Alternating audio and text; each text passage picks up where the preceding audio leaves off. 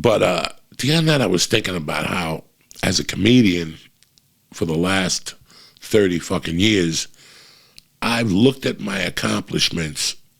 I never really looked at the personal accomplishments. I always looked at the accomplishments that had to do with what I was doing for a job. Do you know what I'm saying? Like your creative accomplishments. Like, you know, and if it was you, if it was a regular civilian, like a nice civilian, you would be focused on, like, your job. You're number one in the sales area. You've been number one for 4 years. You know, before that, you were at a different place, and you guys were number one for 11 years. You led the sales team.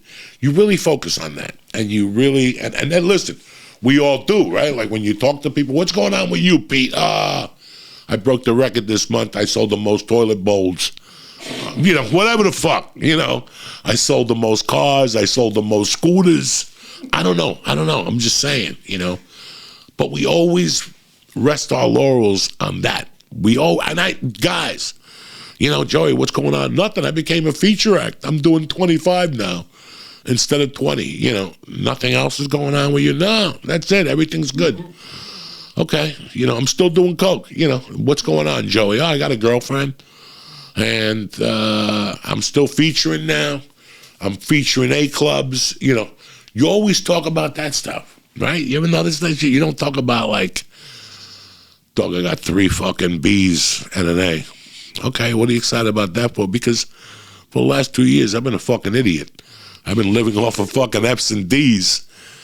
So these personal accomplishments you never really look at because we're focused on, like, either monetary accomplishments or career accomplishments or creative accomplishments, and that's fucking great. But think about it. Like, if Mike was in the Foo Fighters and Mike just wrote an album, right? They just got out of the studio. The album's going to get released December 21st. Just to test you motherfuckers, because, you know, let's say Mike was going to have a kid on the 15th. When I saw Mike on the 23rd, what do you think Mike would say to me first? He would tell me on the success of his album or that his child was born. Me, personally? I would kind of mix them both in there. Do you know what I'm saying? Like, trust me when I'm saying this to you. Like, you're not going to come up to me and say, hey, I just lifted, you know, I added 25 more pounds on my bench press. Who would listen to you, right? People go, all right, whatever. Hey, guess what? I just got a stripe on my white belt. People would look at you and go, hey, who gives a fuck? Hey, you know, I just got a stripe on my fucking blue belt. Who cares? But if you go up to something, right? In our mind, we don't think anybody wants to know about that shit. We just tell them about, you could go to a fucking physical and the doctor will sit you down and go, listen, if I had 5 minutes, I call the Museum of Science and tell them I got the perfect specimen. You just came in here. Your blood pressure's perfect. Your PCA is perfect. Your asshole diameter is perfect. Your heart's perfect. Your lungs are perfect. You know, everything's perfect. I'm going to fucking call over there. If you walked out of there, you still wouldn't say that to me.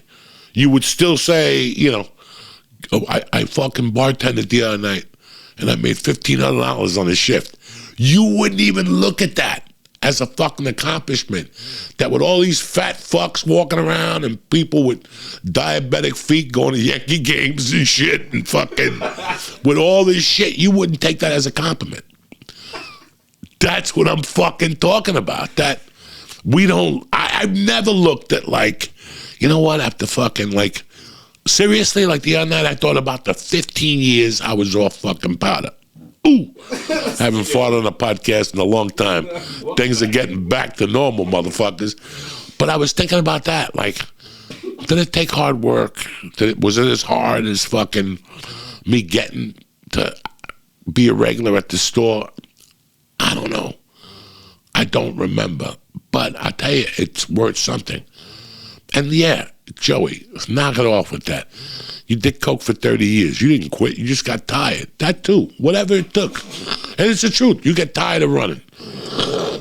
no matter what, I mean, it's tough to be 50 and still chase a fucking bag every day. Tough to be 50 and go, wow, I'm $3 away from getting a 20 sack. And I'm $2 more from buying a crack pipe. I mean, it's tough to fucking say that. Unless things have definitely not gone your way and you've completely given up on yourself. It's really fucking hard to say that. But that night, you know, Thanksgiving night, what I fucking dwelled on, the thing I never wanted to do again. Never mind comedy, never mind coke, never mind all this stupid shit I focus on. I'm gonna tell you what I didn't fucking focus on Thursday night. And it hit me like a bag of fucking bricks how much of a long way I've come. My anniversary. That is the first time my anniversary ever fucking dawned on me in my life. Ever. 13 years of an anniversary to this woman who's fucking taken me from fucking a zero to a fucking retard now. And, you know, I mean, it especially where I came from. You know, and I tell people this constantly, and I'll tell you guys, man, either marriage works or it doesn't. You could make it work or you can move the fuck on. I think that sometimes over the last 20, 30 years, I mean, I've been separated for 31 years now. And I think that a lot of us as Americans gave up on our relationships way too fucking easy. When I got separated in 91, listen, in my heart, the marriage was done. And I know it was done. It would have been horrible if we would have stayed together. It would have been horrible, horrible. And guess what? People do for the sake of the kids or the sake of convenience or the sake to not to go through that. We just become very fucking, you know, fuck it. We'll just put up with it until somebody gets hit by a truck or whatever the fuck you expect to happen, you know. I mean, you know, whatever. And I mean, the marriage was over. You know, she came to me 3 months later, like in January of 91 or some shit, 92. She came to me and said, hey, you're doing this, I'm doing that. Let's talk tomorrow and let's try to get the relationship back. I went out that night and got blasted and fell asleep at the girl I was dating's house. And I don't know if she made it there that day or not. I just wrote it off as, you know, if the universe wants us back together, we'll get back together. I was young.